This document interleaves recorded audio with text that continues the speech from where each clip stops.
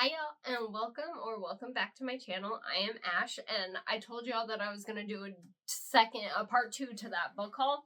I hope I'm not disappointing y'all. I have 17 books here to go through and we're going to get right on into this. I don't want to waste y'all's time. Starting with Things We Left Behind by Lucy Score. And then you guys know we read the backs of the books here, so you may have to skip a few seconds if you want to skip those. But if you want to learn about the back of the books, because that's how I pick out if I want to read a book or not, here it is. Lucian Rollins is a lean, mean, vengeance-seeking mogul. On a quest to erase his abusive father's mark on the family name, he spends every waking minute pulling strings and building his empire. The more money and power he gains, the safer he feels. Except when it comes to one feisty small-town librarian. Bonded by an old dark secret from the past and their cruel mutual disdain, Sloane Walton trusts Lucian about as far as she can throw his designer-suited body. When bickering accidentally turns to foreplay, the flames are fanned and it's impossible to put them out again. So I'm assuming this is a smutty book and it looks like it's a part of a series? But I don't know if this is the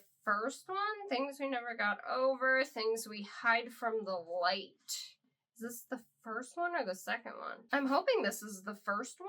Oh, well, I don't know if this is the first one or not. If it's not, I may have to buy the first one before I can read this one. But I don't know. It seemed different. The cover did catch my eye, and so that's kind of what had me buy this. I don't even recall when I bought this. I bought it though, so eventually we're gonna read it, just not this month. I caved. I'm only going to read the back of the first book on this one. I got The Housemaid by Frida McFadden, and I got The Housemaid's Secret just in case I loved this one. Every day I clean the Winchesters' beautiful house top to bottom. I pick up their daughter from school and I cook a delicious meal for the whole family before heading up to eat alone in my tiny room on the top floor. I try to ignore how Nina makes a mess just to watch me clean it up, how she tells strange lies about her own daughter, and how her husband Andrew seems more broken every day. But as I look into Andrew's handsome brown eyes, so full of pain, it's hard not to imagine what it would be like to live Nina's life. The walk-in closet, the fancy car, the perfect husband. I try on one of Nina's pristine white dresses once, just to see what it's like, but she soon finds out, and by the time I realize my attic bedroom door only locks from the outside, it's far too late. But I reassure myself, the Winchesters don't know who I really am. They don't know what I'm capable of. I'm so eager. Oh, I'm holding up the back of that book. I'm so eager to read this. I don't know. I'm nervous. I'm so nervous because so many people have said that these are frightening books, and I love a good fright. I love a good thriller, so I'm eager to read these. The next book I got is The Dare by Natasha Preston. My issue is I walk into a store, and if I know that there's a place I can buy books in that store, I then buy books. In Marley's Town, high school seniors must perform a prank as a rite of passage, a dare if you will. The dares start out simple, egging houses, throwing balloons filled with glitter, letting chickens loose in the halls, but this is no child's play. Accepting a dare means you could be expelled, arrested, or worse. No one wants to back down from a dare, but saying yes has consequences too. I'm excited. It looks like this is going to be my first Natasha Preston lit read, and I am excited because it looks frightening. She's got what looks like 5 other thrillers: The Twin, The Lake, The Fear, The Island, and The Haunting.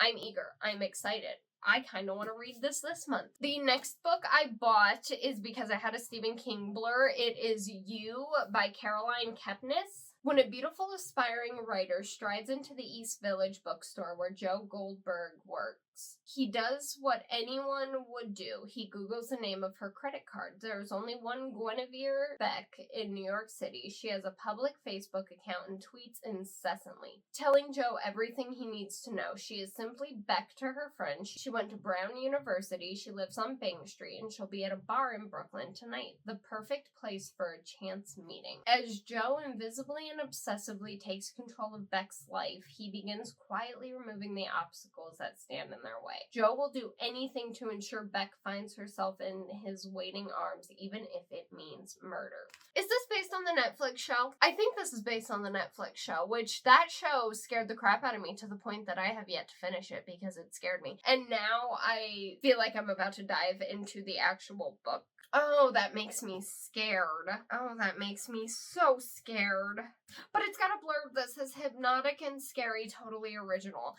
And that scares me. I'm gonna read another book about somebody stalking somebody. Don't stalk people. It's creepy. Okay, moving on. I'm not sure which is the first one in this series. I have to research that. But I've got There Are No Saints and There Is No Devil. I realize I did that backwards. But by Sophie Lark. I don't know. Okay, so this one has to be the sequel. Cole Blackwell values control. He's the hottest sculptor in San Francisco, wealthy, successful, and respected. His only weakness is the dark impulse he carefully conceals. In truth, he's not just an artist, he's a predator, and the city is his hunting ground. Mara Eldridge is a nobody. Broken, damaged, she works 3 jobs while creating paintings no one will ever see. When a chance encounter throws Mara into Cole's path, her escape from certain death fascinates Cole. More than that, it fixates him. He begins stalking her, discovering there's more to the struggling misfit than he would have guessed. She makes him feel things he never thought he could feel, want things he never thought he'd ever want. He doesn't know if he should protect her at all costs or destroy her before she ruins him. He's losing control, breaking the rules that have kept his true nature hidden from the world. Is he a demon? I feel like he's a demon. I feel like he's a demon and he's hiding it from the world, and I'm excited to find out, Cole. I don't know who you are, but also I saw this and the name Cole, and it reminded me of Cole from Charmed, and that's like one of my favorite males in a series ever. I love him to pieces in that show. If not the new one, because I haven't seen the new one, but the one from the 90s.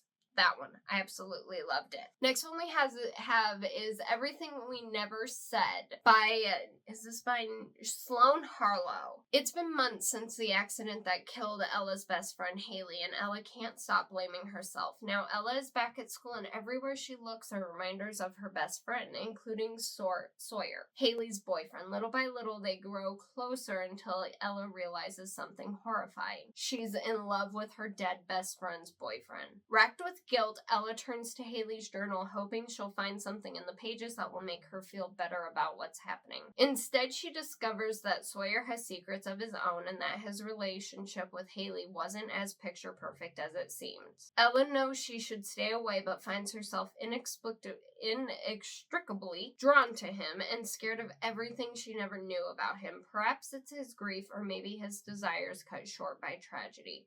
Or could it be something twisted only Haley knew about? I feel like the book is trying to make you think that Sawyer is the killer and Sawyer's not. But just in case he is, you heard me say it here first. So, just in case. And of course, I'm not going to spoil it for you. So if he is, y'all will never know. And if he isn't, y'all will never know, because I'm not going to be the one to spoil it for you. Someone else might, but not me. Next book we've got is Leech by Hiran.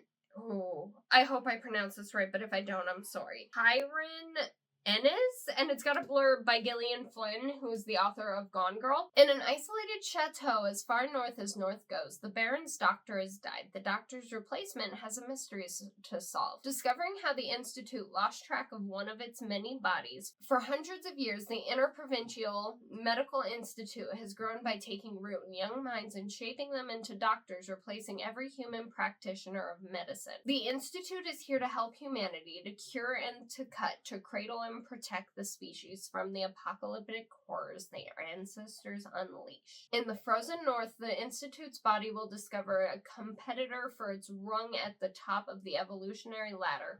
A parasite is spreading through the Baron's castle, already a dark pit of secrets, lies, violence, and fear. The two will make war on the battlefield of the body. Whichever wins, humanity will lose again. That sounds interesting. That sounds exciting. And I look forward to this book. Meet the cure for the human disease. I like that quote. That's interesting and so cool. I can't be the only one excited about creepy, crawly, gross things. Okay, the next book I got is actually a true story. It is called Starvation Heights by Greg Olson. In 1911, two wealthy British heiresses, Clara and Dora Williamson, came to a sanatorium in the forests of the Pacific Northwest to undergo the revolutionary fasting treatment of Dr. Linda Burfield Hazard. It was supposed to be a holiday for the two sisters, but within a month of arriving at what the locals called Starvation Heights, the women were emaciated shadows of their former selves, waiting for death. They were not the first victims of Linda Hazard, a quack doctor of extraordinary evil and greed who would stop at nothing short of murder to achieve her ambitions. As their jewelry disappeared and forged bank drafts began transferring their wealth to Hazard's accounts, Dora Williamson sent a last desperate plea to a friend in Australia, begging her to save them from the brutal treatments and lonely isolation of Starvation Heights. In this true story, a haunting saga of medical murder set in an era of steamships and gaslights, Greg Olson reveals one of the most unusual and disturbing criminal cases in American history. Like that,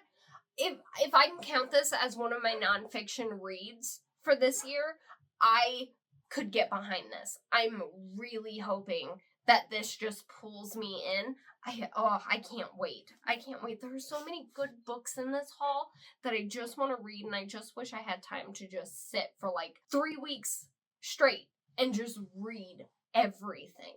Our next novels are going to be the start of a series. It's Twisted Love and Twisted Games by Anna Huang. And I'm only going to read the first one of the back book because I don't want to ruin the second one for either me or you. So, Alex Volkov is a devil blessed with the face of an angel and cursed with a past he can't escape. Driven by a tragedy that has haunted him for most of his life, his ruthless pursuits for success and vengeance leave little room for matters of the heart. But when he's forced to look after his best friend's sister, he starts to feel something in his chest. A crack, a melt, a fire that could end his world as he knew it. I can hear Chris trying to quiet them down. I don't know if y'all can hear the howling that's going on. I'm gonna leave it in the video. I have 6 huskies, in case that wasn't apparent by the howls coming from the other room. Hi! Hi, Mom has it! Mom has it! Y'all are such problems! Such problems! We're going back in here! Y'all are problems! Now that that's over with, Ava Chen is a free spirit trapped by nightmares of a childhood she can't remember. But despite her broken past, she's never stopped seeing the beauty in the world, including the heart beneath the icy exterior of a man she shouldn't want. Her brother's best friend, her neighbor, her savior, and her downfall. There is a love that was never supposed to happen, but when it does, it unleashes secrets that could destroy them both and everything they hold dear. Like, that just seems so interesting. And I haven't read the back of the second book, but this one's the first one. And so I grabbed the second one just in case I couldn't put the first one down, because I've with every series I've picked up that I've loved, I wanted to read the second one right after. So just in case, I got those 2 because then that'll tie me over until I can get the 3rd and 4th book. Our next one is Tell Me I'm Worthless by Alison Rumfitt. 3 years ago, Alice spent one night in an abandoned house with her friends Isla and Hannah. Since then, Alice has lived a haunted experience, selling videos of herself for money, going to parties she hates, drinking herself to sleep. Memories of that night torment Alice, but when Isla asks her to return to the house, she knows she must go. Together they must face the horrors that happen there, must pull themselves apart from the inside out, put their differences aside, and try to rescue Hannah, whom the house has chosen to make its own. Cutting, disruptive, and darkly funny, Tell Me I'm Worthless is a vital work of transfiction that examines the devastating effects of trauma and how fascism makes us destroy ourselves and each other. This just seems like an interesting read. I just wanted to pick this one up, and if I'm not mistaken, I think Chris pointed this one out to me, so very eager to give this one a chance. The next one we have, because I let the internet influence my decisions, are Better Than the Movie, and if I'm not mistaken, there is a sequel to this. Liz Buxbaum has always known that Wes Bennett was not boyfriend material. You would think that her next-door neighbor would be a prime candidate for her romantic comedy fantasies, but Wes has only proven himself to be a pain in the butt ever since they were little. Wes was the kid who put a frog in her Barbie dream house, the monster who hid a lawn gnome's severed head in her little homemade neighborhood book exchange. Flash forward 10 years from the great gnome decapitation. It's Liz's senior year, a time meant to be rife with milestones perfect for any big screen, and she needs Wes's help. See, Liz's forever crush Michael has just moved back to town, and horribly annoyingly, he's hitting it off with Wes. Meaning that if Liz wants Michael to finally notice her and hopefully be her prom date, she needs Wes. He's her in. But as Liz and Wes scheme to get Liz her magical prom moment, she's shocked to discover that she actually likes being around Wes. And as they continue to grow closer, she must re-examine everything she thought she knew about love and rethink her own perception of what happily ever after should really look like. There's also a dog. There's a flippin' dog, and if there's even a scene with a dog in it, you know I'm all about it. But this looked like a cute book, and the internet has been talking nonstop about how good it is. So I figured I want to give it a shot. I want to see how good of a book it is. I'm interested and intrigued, so I've got that one. And then because I loved The Ritual so much, I got Last Days by Adam Neville. When guerrilla documentary maker Kyle Freeman is asked to shoot a film on the notorious cult known as the Temple of the Last Days, it appears his prayers have been answered. The cult became a worldwide phenomenon in 1975 when there was a massacre including the death of an infamous leader, Sister Catherine. Kyle's brief is to explore the paranormal myths surrounding an organization that became a testament to paranoia, murderous rage, and occult rituals. The shoot's locations takes him to the cult's first temple in London, an abandoned farm in France, and a derelict copper mine in the Arizonan desert where the Temple of the Last Days met its bloody end. But when he interviews those involved in the case, those who haven't broken silence in a decade, a series of uncanny events plague the shoots. Troubling out-of-body experiences, nocturnal visitations, the sudden demise of their interviewees, and the discovery of ghastly artifacts makes Kyle question what exactly it is the cult has awoken, as well as its interest in him. I am so excited because I loved The Ritual so much, so I'm so excited to see what this has to offer. And I've been working on getting more and more into my journaling, so I'm excited to start doing vlogs where I show you all that aspect too. We're going to jump into Patient Zero next by Jonathan Mayberry. Mayberry? I would assume it's Mayberry. When you have to kill the same terrorist twice in 1 week, there's either something wrong with your world or something wrong with your skills. And there's nothing wrong with Joe Ledger's skills. Ledger, a Baltimore detective assigned to a counterterrorism task force, is recruited by the government to lead a new ultra-secret rapid response group called the Department of Military Science to help stop a group of terrorists from releasing a dreadful bioweapon that can turn ordinary people into zombies. I love a good zombie book. I loved World War Z. I loved The Walking Dead. I never got into the graphic novels. I did love the show so very much. I am a Glenn stan always and will forever support Steven Yeun. I love him to pieces. He was fantastic, and I bawled my eyes out when he died. Not ashamed. I still haven't rewatched that episode because I can't. The last book that we have for this massive haul of almost half an hour is The House We Grew Up In by Lisa Jewell. I read a book. It was the book that got me back into reading after all this time. And it was by Lisa Jewell, so I knew I had to pick up another one of her books. Meet the picture-perfect bird family, pragmatic Meg, dreamy Beth, and toe-headed twins Rory and Reese. One, an adventurous troublemaker, the other his slighter, more sensitive counterpart. Their father is a sweet, gangly man, but it's their beautiful, free-spirited mother, Lorelai, who spins at the center. In those early years, Lorelai tries to freeze time by filling their simple brick house with precious mementos. Easter egg foils are her favorite, craft supplies too. She hangs all of the children's art to her husband's chagrin. Then one Easter weekend, a tragedy so devastating occurs that almost imperceptibly it begins to tear the family apart. Years pass and the children have become adults while Lorelai has become the county's worst hoarder. She has alienated her husband and children and has been living as a recluse. But then something happens that beckons the Bird family back to the house they grew up in, to finally understand the events of that long ago Easter weekend and to unearth the many secrets hidden within the nooks and crannies of home. The book I read, I really wish I could remember the title. If I can remember the title, I will post the cover up. But it made me bawl my eyes out, and I have a feeling this book is going to do the same.